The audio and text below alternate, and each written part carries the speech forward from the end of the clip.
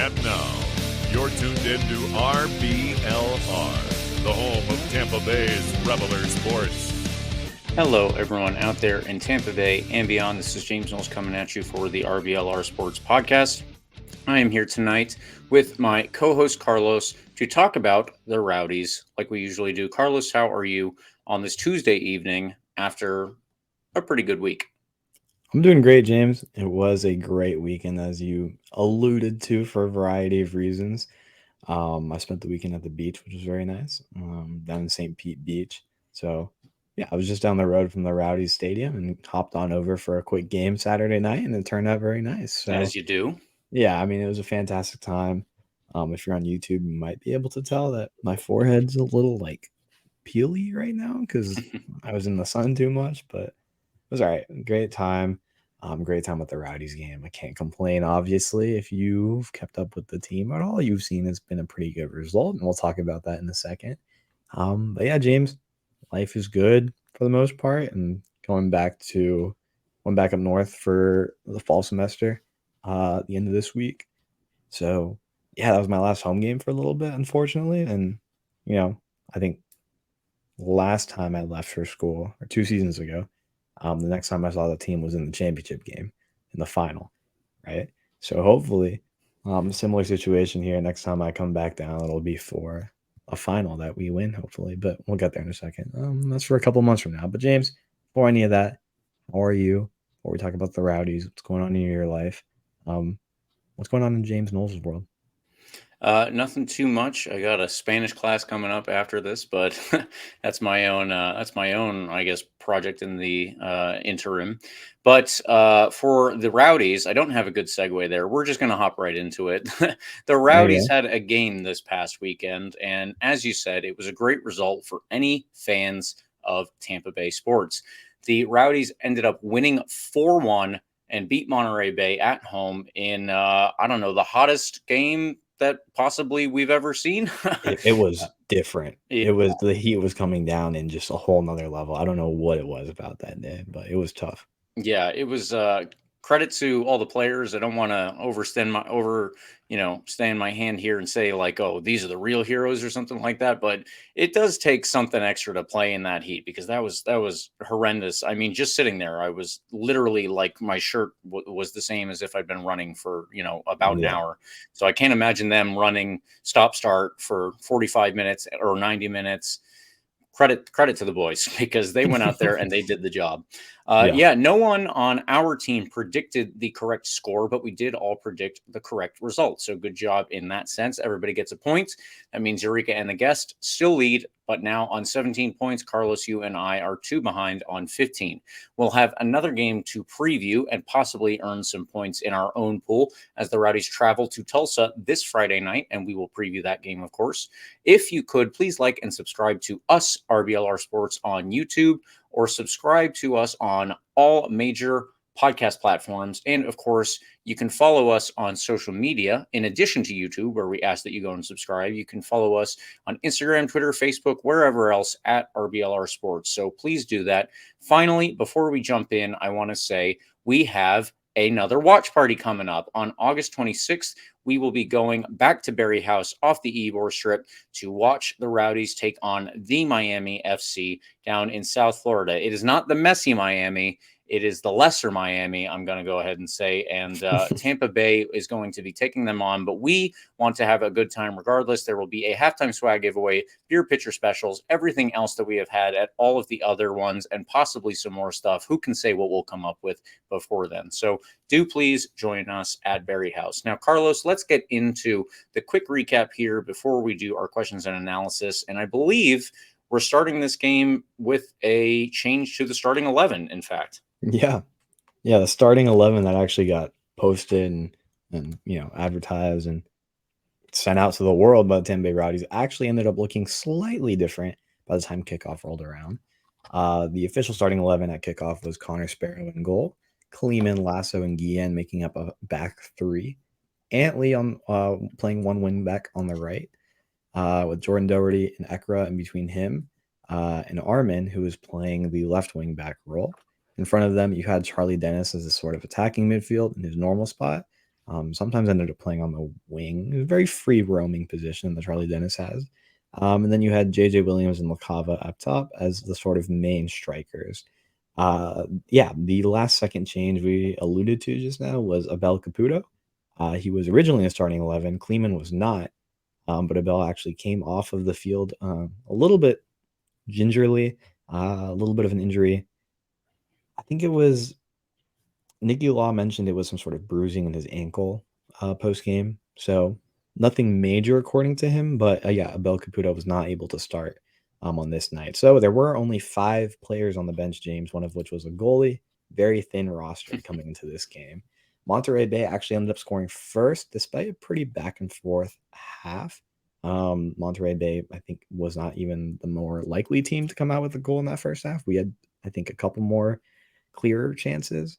But it was a good half back and forth. I think we were playing pretty well. But by the end of the first half, a penalty drawn in the box off of a corner kick ended up being the equalizer. Charlie Dennis stepping up to the spot and equalizing the game right before halftime. It was 1-1, James. After halftime, though, the game quickly changed. The Rowdies seemed to take over pretty quickly. They tore 3 goals back to back to back to eventually put the game away pretty quickly. I mean, I think even coming out of halftime, the team looked much better, looked more energized. I think that goal right before halftime gave them a great energy boost going into the locker room. Team ended up winning 4-1 at the end of the 90 minutes. Goals by Charlie Dennis from the penalty spot, LaCava, JJ Williams, and even Ariel Martinez getting his first goal of the season. Congratulations to him. And that was the end of the game, James.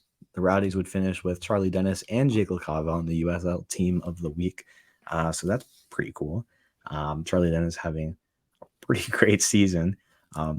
Multiple Team of the Week honors at this point. I don't know how many exactly, but he's racking up a few of them, and he's having a great season. Congrats to him. That was the end of the game, James. It was pretty back and forth first half. Second half came out and just dominated a team that I think we should have dominated, but maybe not by this much. It was an impressive game, and I think there's a lot to talk about here, James. So why don't we do just that? First half, what happened there? Monterey came out a bit. I don't know. I wouldn't say they came out, strong or anything. It was pretty back and forth. I think we had some better chances, but they ended up with the first goal. James, how did you see that play out?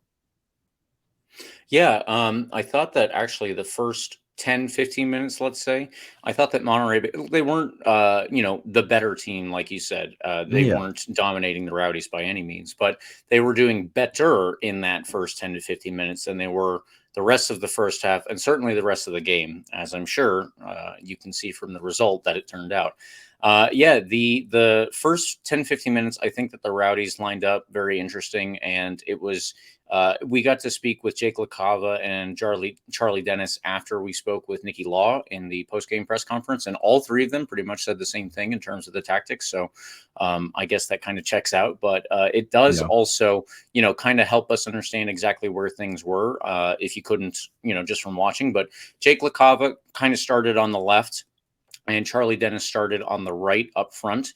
Or excuse me, it went backwards. It went backwards. Charlie Dennis was more so on the other side. And then it was Rafael Baca, the midfielder for Monterey Bay. This is a player that we had highlighted previously. He made over 200 appearances for Cruz Azul in Liga MX, and he's a very good player, obviously.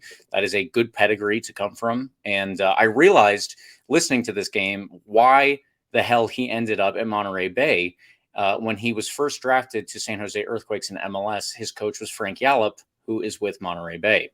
Anyway, so that mystery was solved. there you Regardless, go. he was doing very well for Monterey Bay, and he was kind of orchestrating, not entirely, but I would say that he was probably one of their more influential players.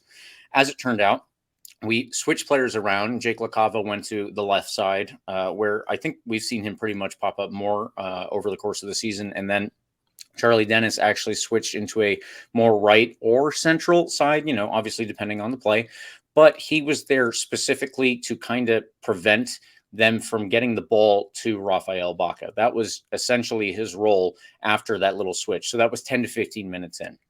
Now, that was effectively what we needed to do to kind of change the game into our favor and make sure that things were going our way. Unfortunately, it doesn't necessarily just mean that the game kind of went all our way.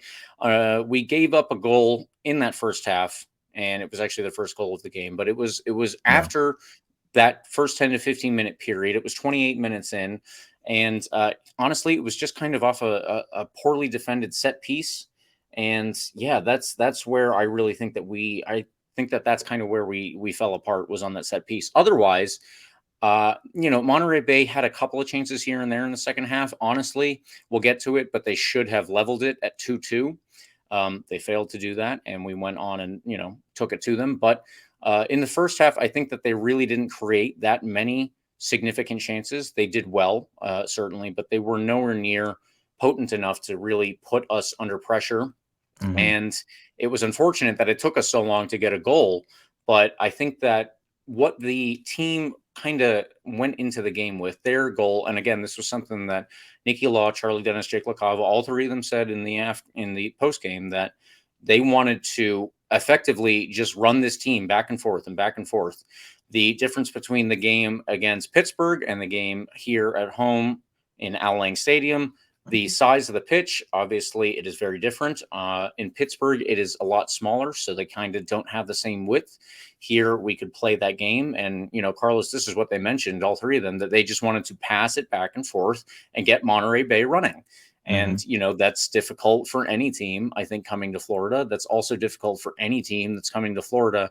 And the feel like temperature is over 110 degrees, I think, while the sun was out. So yeah, it was bad. Yeah. So you could really see, not immediately. I think that it definitely took into the second half. But once we got into the second half, Monterey Bay really let it go. And the Rowdies did succeed at making them, go side to side to side to side.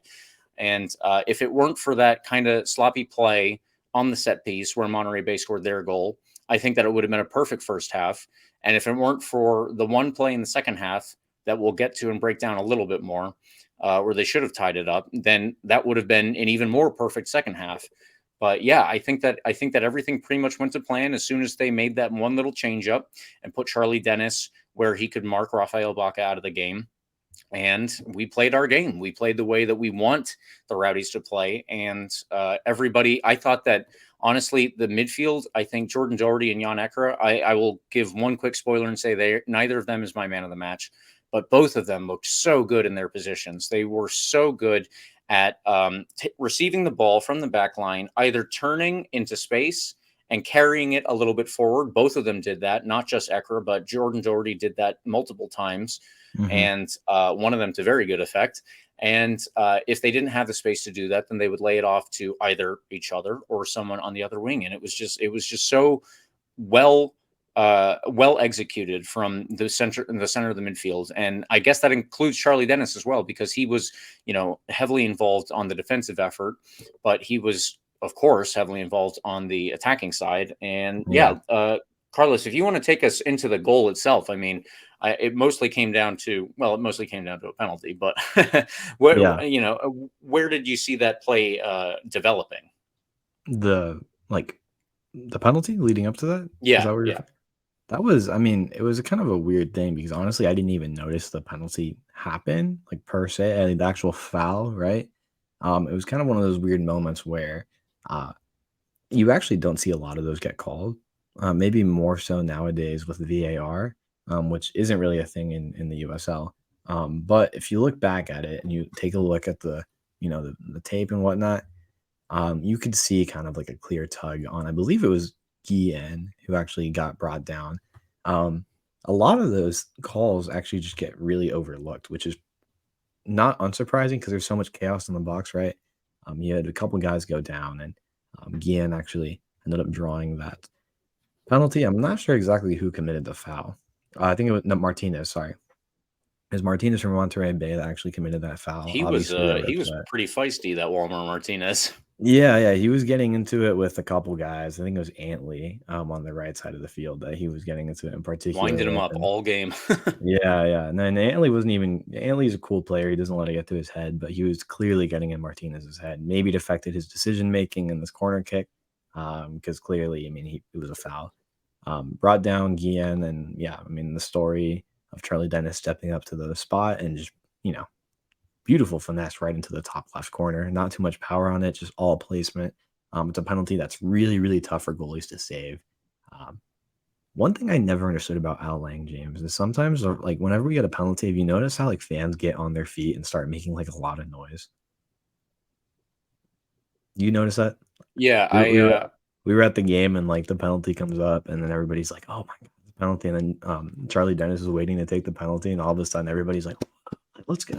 Like yeah, everybody's getting riled up. I I'm was like, I was what I had originally remembered when you said that actually was a different moment where instead I think everybody thought that there was going to be a penalty, or we weren't sure what the call was. I don't remember yeah, if I don't know what moment this was. I don't know if you remember this, but there was a moment when Aaron Guillen kind of ran into the opposing team's goalkeeper, and then he hmm ended up on the ground, and everybody was surrounding him while he was on the ground, hmm and hmm hmm then like everybody started getting real feisty and everything, yeah, and the referee like eventually told everybody to go away, and he gave one of them a yellow card, but like it was just hmm kind of confusing because there was this little fight that was breaking out over someone who was on the ground, and I think everyone in the stands was like, what do I even take from this? But no, yeah, I remember what you mean.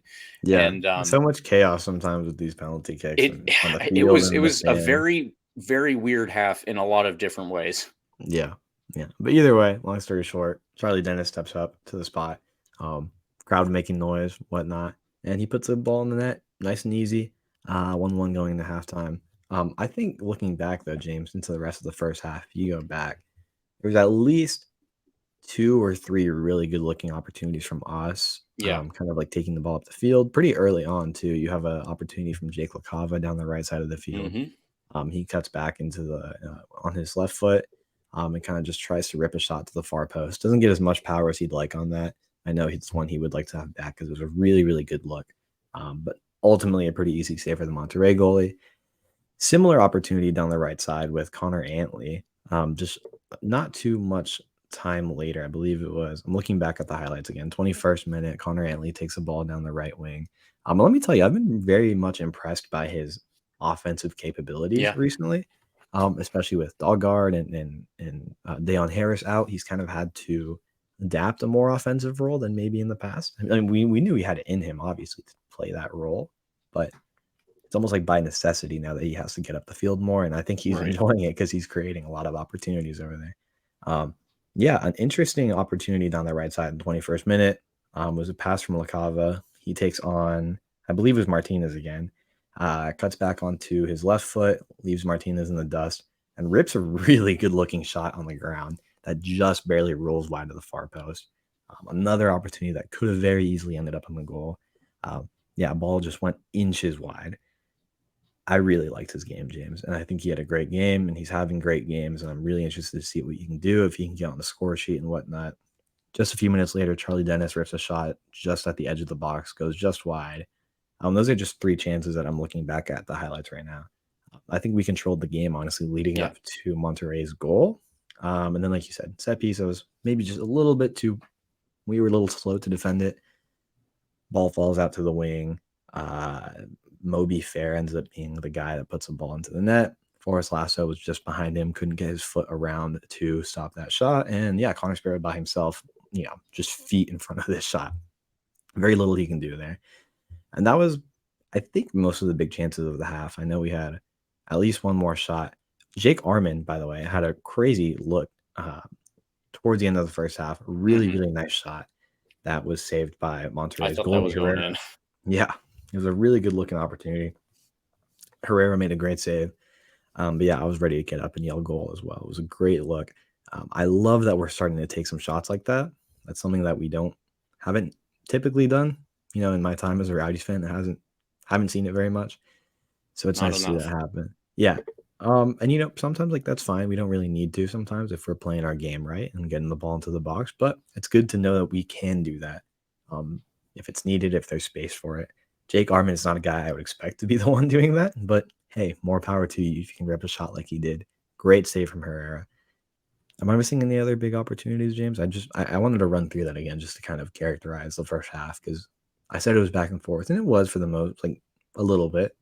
But I think in terms of like the quality of opportunities, we seem to be getting much closer to the goal Yeah. than Monterey was. And ultimately they had their, by the way, their only shot on target, which was their goal.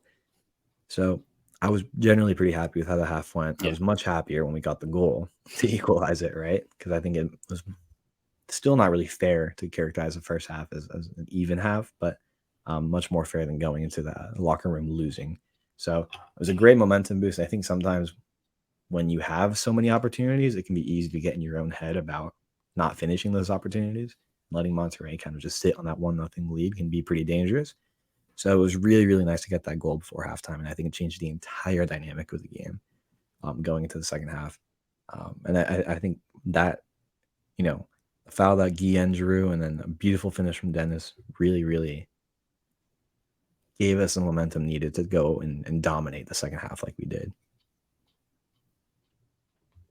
Yeah, I think that the second half, when we went in there, just to go over it really quickly, it was 8-4 on shots, 4-1 that were actually on target. So we had the 4.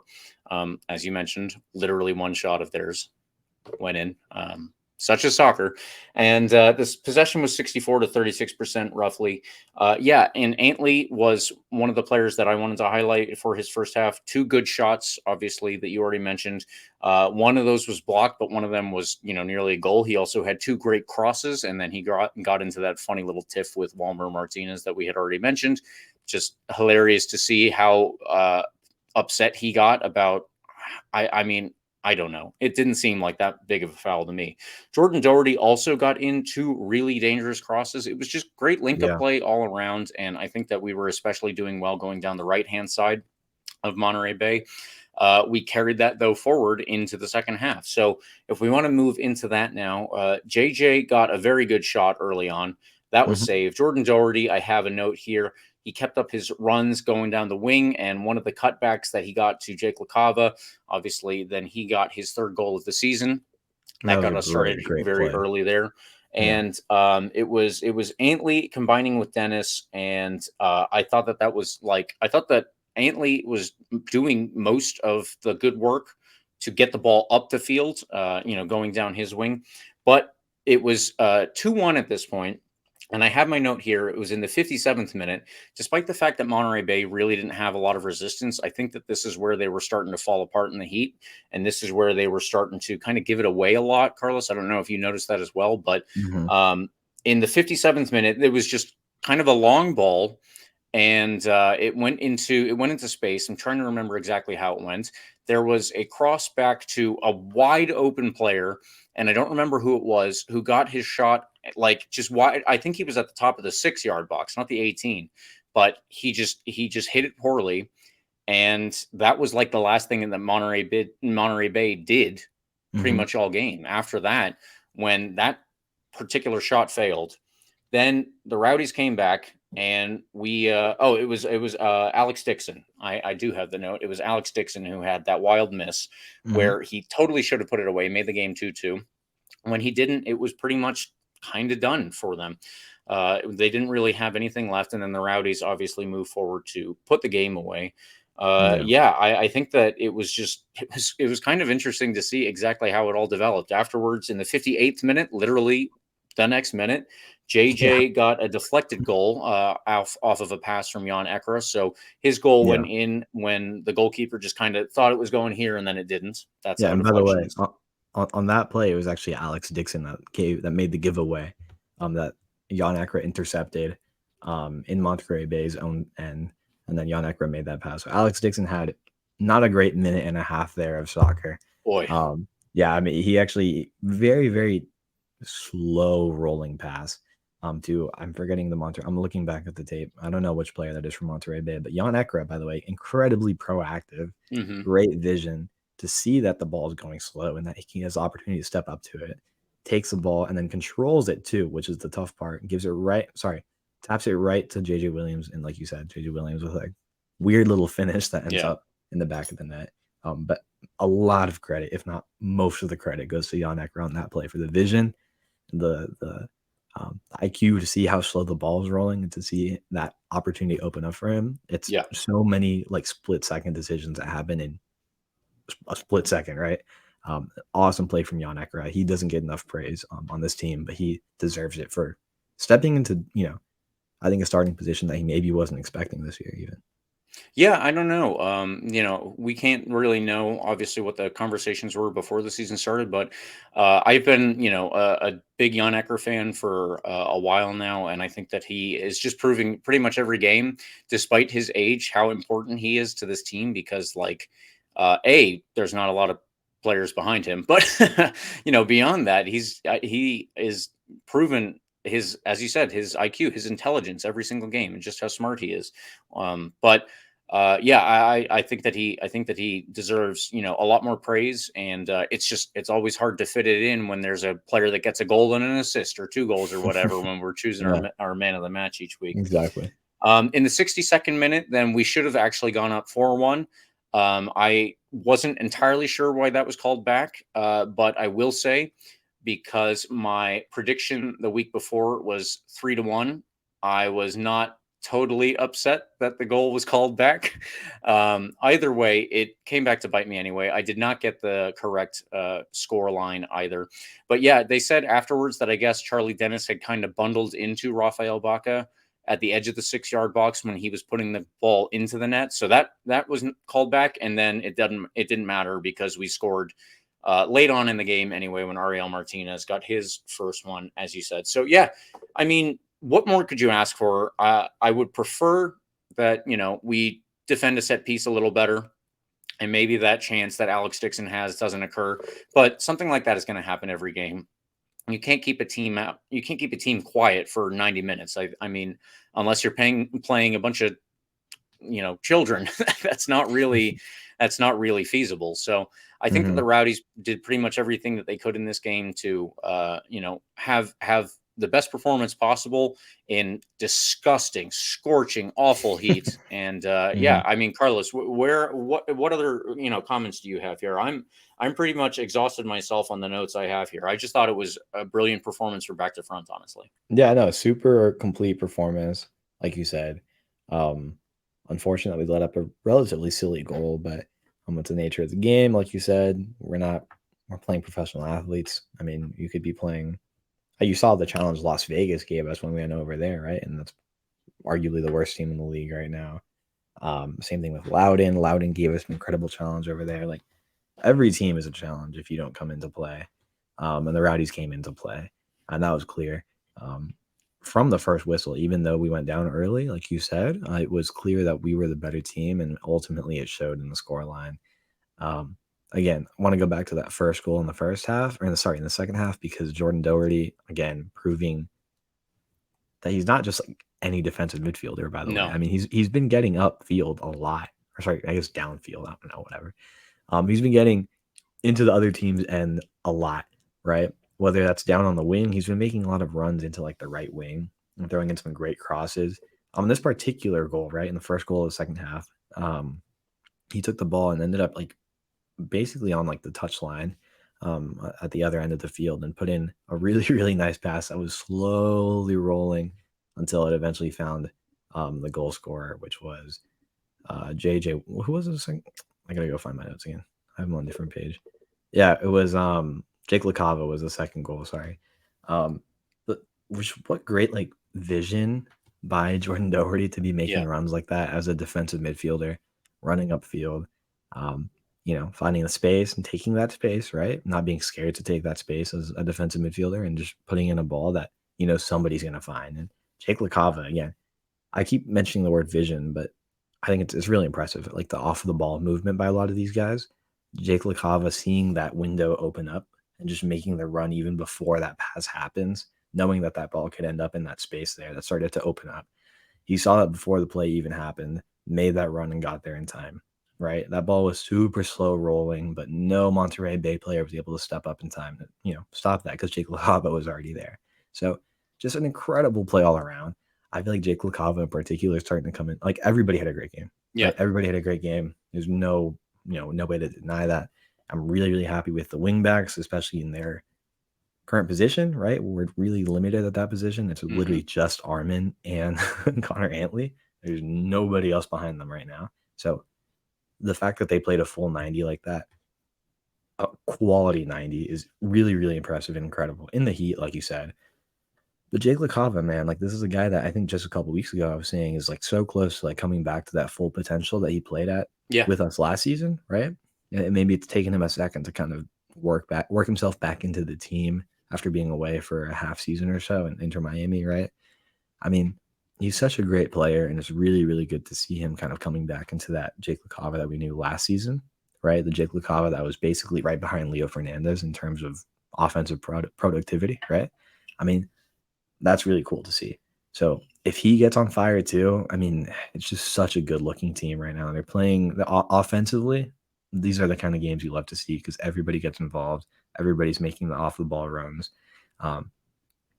Just creating problems at every, creating problems for every Monterey Bay defender, right? It's just really, really good to see. And I think that second goal in particular is kind of characteristic of that because you had 3 different guys making runs, drawing Monterey Bay players away from Jake LaCava, and Jake LaCava seeing that space start to open up before the pass is made, gets there in time. Just so much went well on that play, and it was characteristic of the entire game, right? Really, really good stuff. If I can cut you off for a second, I want to agree with you even more, honestly. I think that goal was characteristic not just of like the runs that everybody was playing, but ultimately it was characteristic of the tactics and the plan that the Rowdies went into this game with, knowing that it was going to be so hot and trying to make Monterey do that back and forth running from side to side and tire them out. I think that by the time that Jordan Doherty had made his run and JJ had made his run and other players, like you already stated, it was perfect. That ball was just moving so slowly. Monterey Bay, they could not react to it. It was like Jordan Doherty's cross. It wasn't like a bad cross or anything, but it as a soccer team, like you should be able to react to that ball pretty much. I think that it was just indicative of how tired the Monterey Bay defense was. Like Maury Donor was in the area. He wasn't able to get there. Carlos Herrera, the goalkeeper, he was around there. He was still several feet away. He wasn't able to get there. The guy who was chasing JJ Williams, he couldn't swivel and get back in time. It was just Jake LaCava who saw the ball from well outside the 18-yard box, ran into the 18-yard box, past the penalty spot to get to it. Yeah, it was absolutely beautiful from everybody involved, and I think that it was awesome stuff all around. And I am with you 100%. That was a great team goal. Yeah, and that was so great too because even then, if you look back, Jordan Doherty, like I know it wasn't like you said it wasn't like the perfect pass or anything. I would say it was a pretty perfect pass, like in terms of just the situation he was in. I'm looking back on it on another screen here, right? He's running in, he has his head down, right? He's not looking up at all. He's just kind of like going like a bull into the Monterey Bay box and sees for a half second just enough space in like that gap between the 2 Monterey Bay players that were next to him. I don't know if he saw Jake LaCava. Maybe he was just trying to find whoever was in the area, if there was anybody there, and there was a little bit of space. And I think that was just really, really cool to see that kind of, I think, almost like unspoken communication, that knowing where everybody's going to be at all times, expecting somebody to be there. And obviously somebody was. It was Jake LaCava. But like you said, just I think that he obviously getting to Monterey Bay plays a role there. But there was just a lot of factors that we did well that I think ultimately led to that goal. Yeah, even if he had a chance to look up and he saw Jake Arman at the far post, by the way, Jake Arman was wide open. There was nobody on him. Should that ball have gotten to him, he would have had an open goal. Just a lot of great stuff there and a lot of great options kind of coming into play there for Jordan Doherty. And yeah, I mean, again, the fact that Jordan Doherty is the one kind of creating offensive opportunities is pretty funny to me. But it's really cool that he can do that. That's something in a defensive midfielder's toolbox that you don't often see, but something that I guess Jordan Doherty is not like all the other defensive midfielders. He's a bit special, and he's got that pace even to kind of get upfield and get back quickly to get back into his natural position. So again, I wanted to focus on the goal for a second just because it was really cool. I loved seeing that play develop live. It felt like for a second the ball was moving in slow motion. We were in the stands, kind of like that build up the crowd noise, like kind of like everybody saying, just shoot the ball, just shoot. Like everybody. And you could like feel all of it as the ball led into Jake LaCava's boot right into the back of the net. just well done stuff. I mean, I'm really happy with this game, James, overall. I love seeing Jordan Doherty performing well. I love seeing him get on, the stat sheet where he'll actually get credit for, things he's doing. Just really, really cool stuff. Jan Ekra, again, coming into a role that I think maybe Zach Arabo, we would have expected to be like one of the guys at the beginning of the year. He had so much quality and so much expectation coming into this team. Picked up an injury.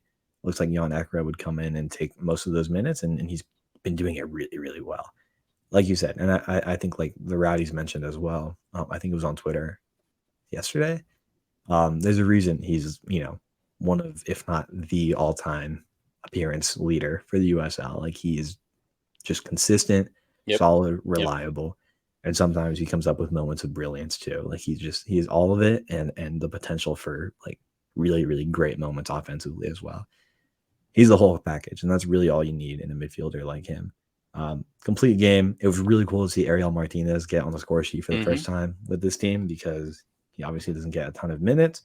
But when he does, he can be a little bit electric. He said at the beginning of the year he can bring some energy to the team, even at his, ripe old age of 36, 37. I don't know, something like that. Great run from him is the point of the story. Great pass from the wing. I believe it was Jake LaCava who got that assist. So Jake LaCava finished the night with a goal and an assist to Ariel Martinez. So overall, just nothing bad you can say about anybody on the team. Offensively, that's the kind of game you love to see. It's night and day in comparison to that game the week before against Pittsburgh. But again, lots of external factors going into playing in Pittsburgh, including a very narrow size of field. So maybe we take that as motivation to finish ahead of them in the playoffs, so we don't have to go over there anymore. I think I'd love that. Yeah, I mean, it's a great stadium. It's cool on the water, but if you ask the team kind of what the difference was, and we did in the press conference, James, they all mentioned how much more difficult it is to play our game there. Our game of spreading the ball, having the wing backs get involved offensively. And also the turf. Yeah, exactly. So the whole thing, like spreading the field, is really hard to do over there because it's a much more narrow pitch. And that's just something that we struggle to play in. And again, I think it'd be nice to avoid having to go back there so we can have more offensive performances like this where we can spread the ball and give trouble to whoever we're playing.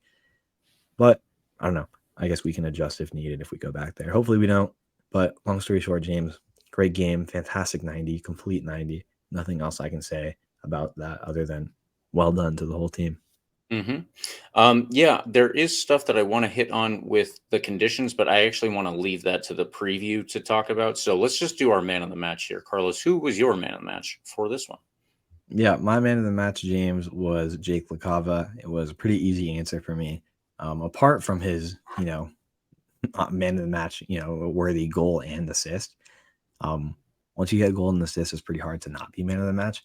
But that being said, if you look at his off the ball runs as well, I was just really impressed all game with.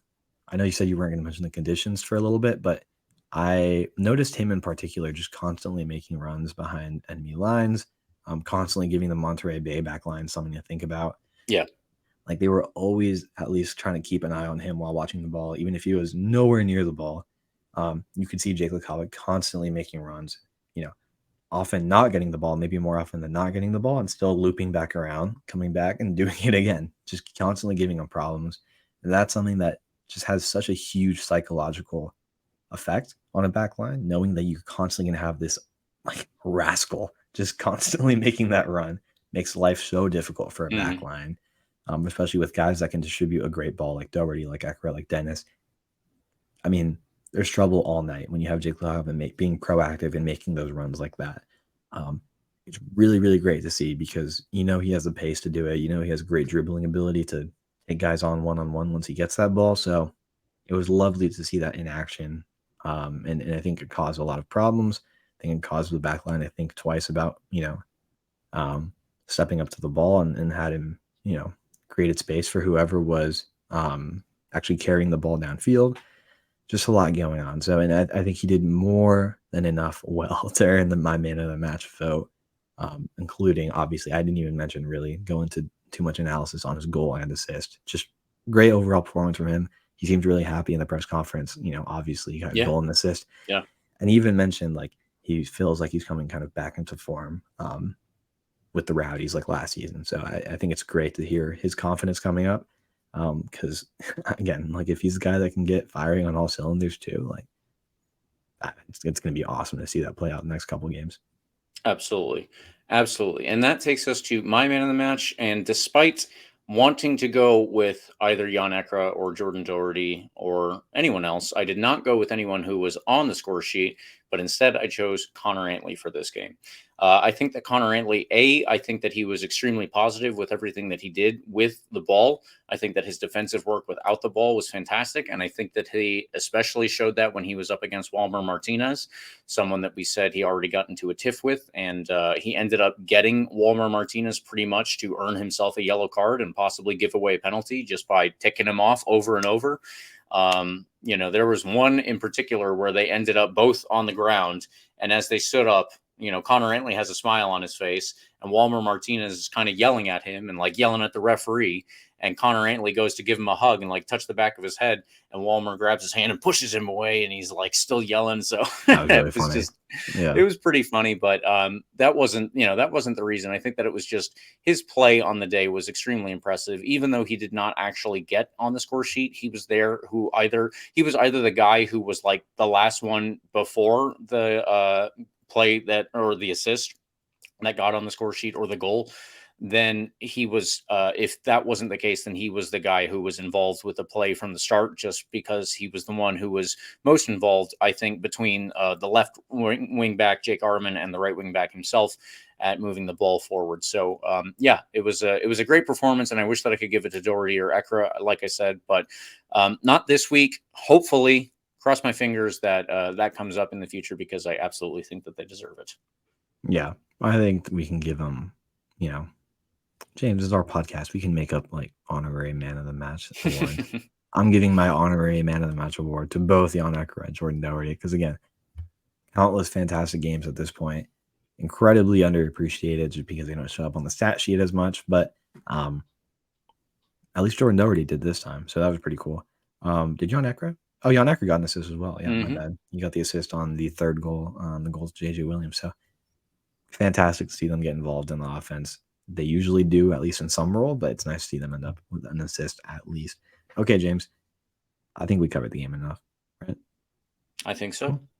All right, James. Well, let's jump into the Tulsa preview coming up this weekend, right? But before that, of course, we have to mention that coming up, James, a little something on August 26th is happening. Back at BarrieHaus, we have another Tampa Bay Rowdies watch party against the Miami FC, Saturday, August 26th at 7 p.m.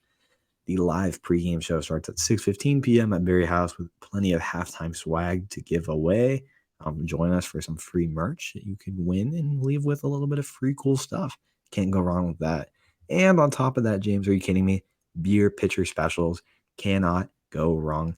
A beautiful Saturday night starts with a Rowdies watch party. So come and join us on August 26th, 6:15 pregame live show, 7 p.m. kickoff against the Miami FC at BarrieHaus Beer Company. It's going to be a good time. It was last time.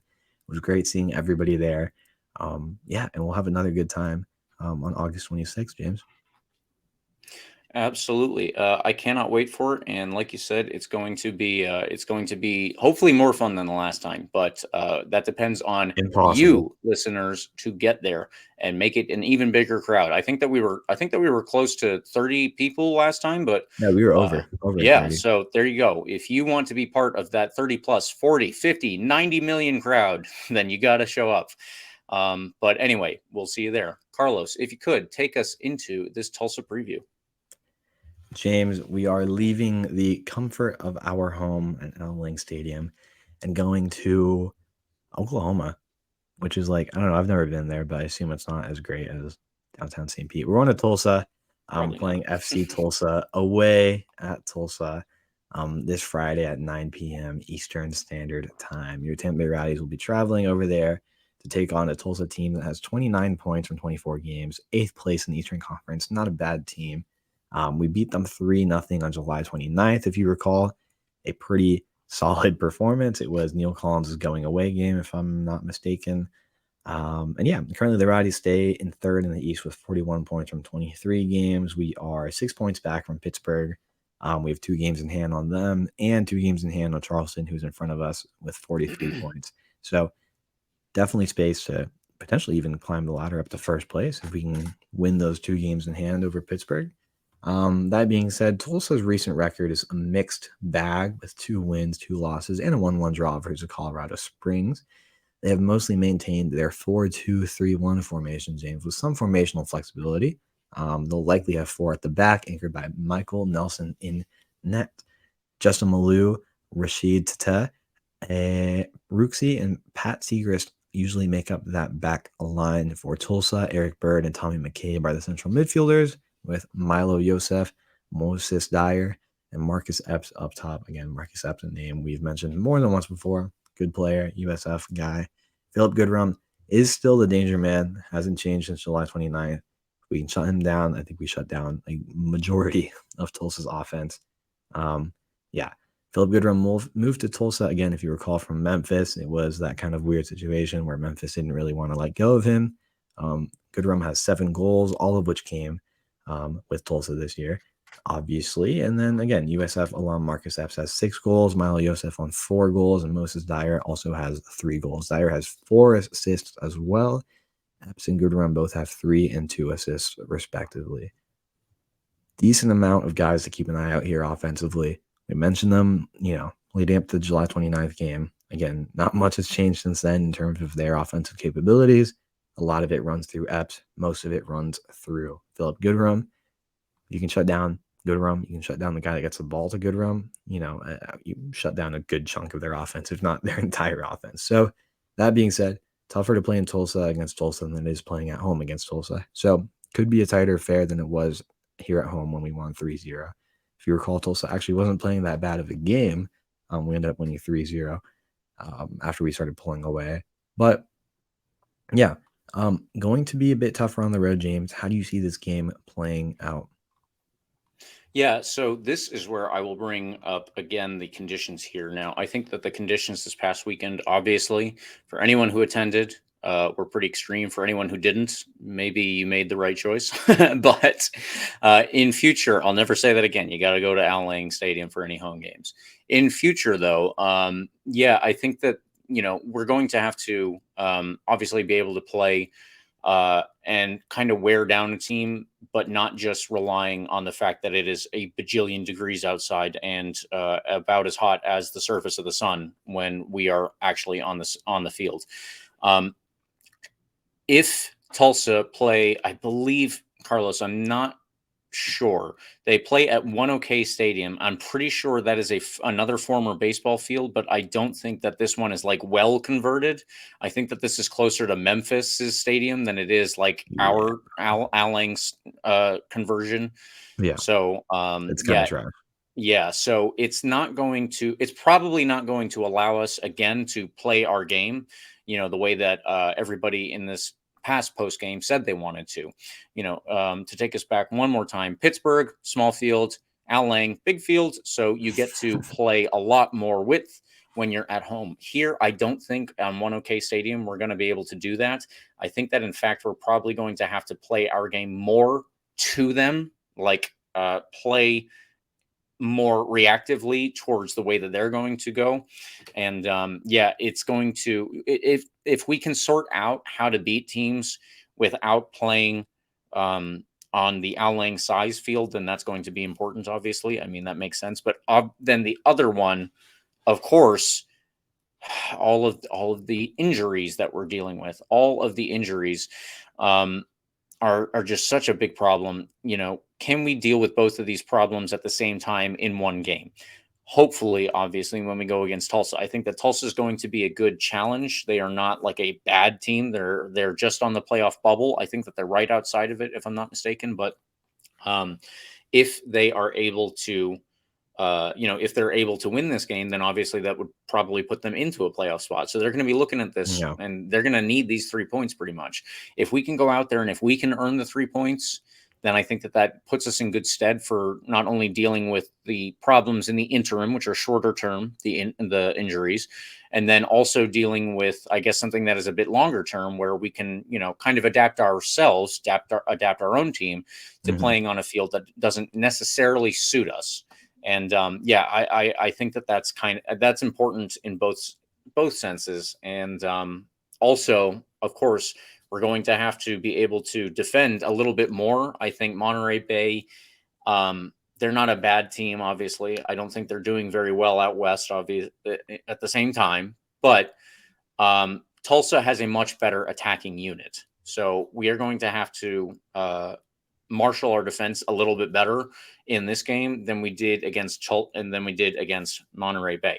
The goal that we gave up against Monterey Bay, hopefully we can prevent something like that from happening here.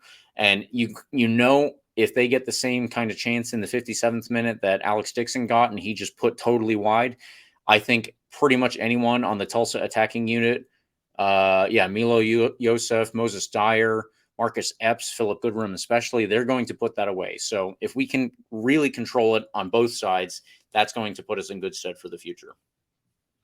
Yeah. I mean, by the way, I said, you mentioned that the field is not suitable to our play. I don't even think it's suitable to Tulsa's play. But I mean, this field sucks. Yeah, I thought that this was also one of the really bad ones. Yeah, it's up there as one of the not as great ones in the league. You have that one. You have Memphis. You have who else? Those are some of the worst ones. And it just feels kind of like Louisville's old stadium back when they were playing in that baseball stadium as well. Yeah, a bit narrow. Lots of like clay on the field on the left side of the field, if I'm remembering correctly. They still have like the outfield there, and it's very clearly marked, and it's just kind of very much in the way. It's an eyesore, and I'm sure it off-puts the players when they're running through there, and all of a sudden the grass changes to dirt, clay. What's out there? I don't watch baseball too much. Is that dirt or clay? I think it's clay, but I'm also not a good baseball person. I don't have a lot of references or knowledge there. Yeah, something like that. It's not grass. I'll tell you that much. So it's going to be weird to play there, as it usually is. But hey, like, we're a better team. So if we go in there and somehow find a way to somewhat play our game, we win for sure. But I think we're going to be relying a bit more on kind of going up the middle than we might otherwise be comfortable with, right? Maybe Jordan Doherty and Jan Ekra play another master class and just kind of start ripping shots from outside the box, and who knows. That being said, last time we played away to Tulsa, we tied 1-1, James, if you recall that correctly. We were actually winning up until the 83rd minute when Tulsa tied the game. So, that was our last and only time on the road against Tulsa. We tied 1-1. So undefeated over there, I guess. It's been one game, but we can do it. So, again, also interesting note, James, I didn't realize this. We've never lost to Tulsa before. So let's try and keep that up.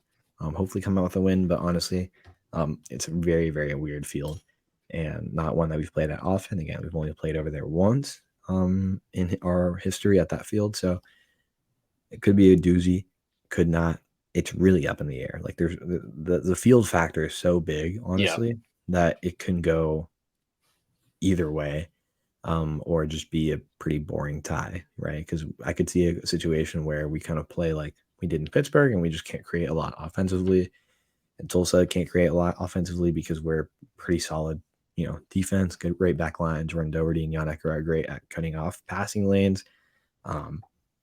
I could see a situation where we kind of play against them how we did last time and just entirely cut off Philip Goodrum, make him a non-factor in the game. And Tulsa doesn't have much going for them. So there's a lot of different ways I could see this game going. So I'm going to stall for a second before I make my prediction and tell you to make your prediction first, because I don't really know yet. All right, you want me to go? I got it. Yeah. I got it lined up. Go for it. 1-1 draw. 1-1 draw. Yeah. Again, like, I could see that totally happening. It makes sense. But I could also see like a 3-0 win for the Rowdies. That's not my prediction. Don't put that down yet. I could see that happening again, just because I feel like we're a solid team. We're a better team. We're scoring a lot more goals, but the field really throws things off. So I'm going to say we win 1-0. Okay. Yeah, I'm gonna say win 1-0. I'm not really too scared of Tulsa's offensive capabilities. I think our backline is coming into form again. Yeah, I mean, last time Tulsa played at home, they lost 3-0 on August 4th against Louisville. I think we're a better team than Louisville. If Louisville can beat them 3-0 on the road, I don't see why we can't. But I'm just going to go with a 1-0 win. Given the field, given our injury situation, I think it's a reasonable result, and I think it's very, very possible. All right. Well, you're in good company because Eureka has also predicted a 1-0 win for the Rowdies. And right now, we are waiting for a guest spot prediction, but that will probably come out in the game day tweet. So keep an eye out, and we'll figure it there. Now, Carlos, I think that we have beat this game to death as well. We are done with our predictions. Let's move into extra time, shall we? We shall, James. The Women's World Cup final coming up very, very soon, James. Early Sunday morning. Tune in at 6 a.m. for the Women's World Cup final, live from Australia, I believe. Are they playing the final in New Zealand? No, the final should be in Australia. The final should be in Australia. Australia could be in the final. They By could. the time you listen to this, you will know if they will be or not, because the second semifinal is happening tomorrow morning. At the time of recording this, it would be Wednesday at 6 a.m. Australia versus England for the final spot in the final. This morning, it was Sweden that came up short against Spain. Spain is in the final already. They have their spot booked. Let me do a quick fact check of myself, because I don't want to You be got it. You incorrect got it. in what I'm about to say. Because I believe the Women's European Championship was also between. I think the final was also between England and Spain. It was England, Germany. Was it England, Germany? Yeah. Okay, then I'm wrong. Okay. Well, long story short, England end up having back-to-back titles in major tournaments, which would be pretty interesting for them. England is a country that's having incredible come up with women's soccer, so that's really cool to see. But honestly, I'm kind of pulling for Australia. It'd be kind of cool for the home country to end up with the crown at the end of everything. It'll be pretty cool to see how that semifinal plays out.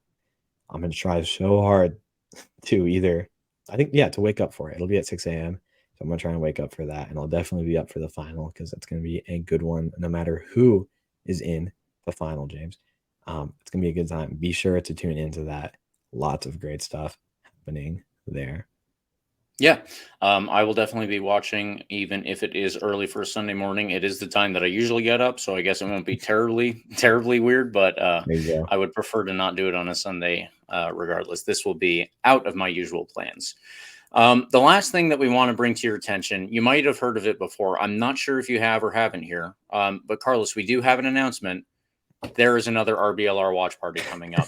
It is August That's true. 26th. Saturday, August 26th at 7 p.m. to be precise. We are playing the Miami FC, and the pregame show starts at 6:15. If you would like to take part in that, then please show up at BarrieHaus off of the Ybor strip. There will be a halftime swag giveaway, just like last time. There will be beer pitcher specials, just like last time. And as I said, there might be even more stuff. We don't know at this point what we might come up with, but those other things at least are a guarantee.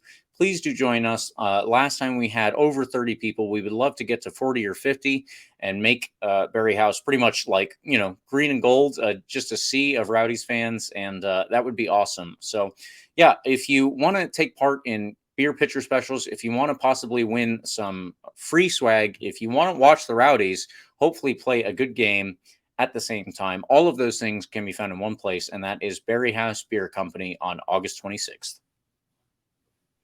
James, I have one more piece of content to add to the extra time segment, because Okay. this was really cool, and I don't want to let it go by.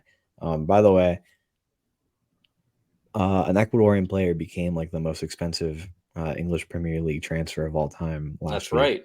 or yesterday officially, or 2 days ago. I don't care. Moises Caicedo, by the way, kid from Santo Domingo, Ecuador, came out of nowhere in Ecuador. Ended up playing for this team called Espoli and then Independiente del Valle. And 4 years later, he's playing for Chelsea and signing for 115 million British pounds, by the way. Just awesome to see. One of the most expensive transfers of all time, which is crazy because this kid's only like 22 years old, 21 years old. It's just really cool to see for Ecuador. And a team in the third division, because of the sell-on clause, is getting a little more than $1 million That's And insane. yeah, it's crazy because this team's been practically dead for the past 10 years. They've been in fighting to get out of their division with $1 million in Ecuador. That's crazy for a first division team to sign some really, really good players. This That'll team, fund their wages for the rest of the season, for the rest of the yeah, year. yeah. So keep an eye out on Espoli, Espoli. It's the first team you played professionally for. Keep an eye out on them because they could be making a sudden rise in the third division in Ecuador. Just really, really random that that's happening. But Independiente del Valle, the team where he came from before going to Brighton in England, will be getting just around $30 million, by the way, because of the sell-on Nuts. clause. So Ecuadorian soccer is having an incredible renaissance these days. Just insane amount of money going into the country. And it's really cool, by the way, just for me personally, to see like players with, Ecuadorian background, kids from, small cities and towns in Ecuador getting paid, getting valued at the same amount as, kids with similar talent from Brazil and Argentina and whatnot. Because I think for a lot of time and a lot of recent history, it's been tough for kids that are just as talented from Ecuador to get that same kind of valuation as their counterparts in Brazil or Argentina or even Colombia, right? So it's really cool to see kind of Ecuador get its credit in soccer. I think it's partially because of kind of some of the eye-catching performances at the World Cup and names like Enter Valencia and Antonio Valencia paving the way. It's just awesome to see for me personally, and I wanted to throw that out there as well because it's a really, really cool kind of phenomena happening in Ecuador. Just something really, really cool for that country to gather around right now in the midst of a lot of chaos. If you follow international politics at all, you might have seen some crazy stuff happening in Ecuador and some good news for Ecuador and honestly the entirety of South American soccer with Moises Caicedo signing. So just a cool piece of information I wanted to throw in there because it's a really, really cool piece of news coming out from the past, week or so. It's played out. Yeah, I think it's worth mentioning that. I'm glad you did. I forgot to put it into our thing, but yeah, not only good for him, but as you said, good for a whole country or a whole continent, however you want to look at it. Exactly. All right. Well, on that note, I think that should do it for us this week. Thank you, listeners, for tuning in. We always appreciate when you do, of course. Follow RBLR Sports if you can on Instagram, Twitter, Facebook, wherever else at RBLR Sports. That is where you can find us. You can find me specifically, if you'd like, on Twitter at RBLR James K. What about you, Carlos? At Carlos CPA10 on Twitter. Again, if you followed me yesterday, you would have seen me exclusively retweeting Moises Caicedo news and Chelsea tweets and pictures of Moises Caicedo with his mom. It's really cool stuff. But yeah, tweeting obviously back onto your regularly scheduled programming about the Rowdies and the game coming up this weekend. Another great opportunity to start closing the gap with our counterparts in first place. All right. And if you would like to hear us talk about the Rowdies more, if you would like to hear us talk about the Rays, the Bucks, the Lightning, and the future women's soccer team here, then you can do so by subscribing to us. You can get the full experience on YouTube. So please do that. We are over 200 now on YouTube, and we would love to see that grow. But we are also on Spotify, the iHeartRadio app, Apple, and Google Podcasts, basically wherever you get podcasts. So for another week in the bag and another Rowdies game coming up this weekend on Friday, note, come on you Rowdies.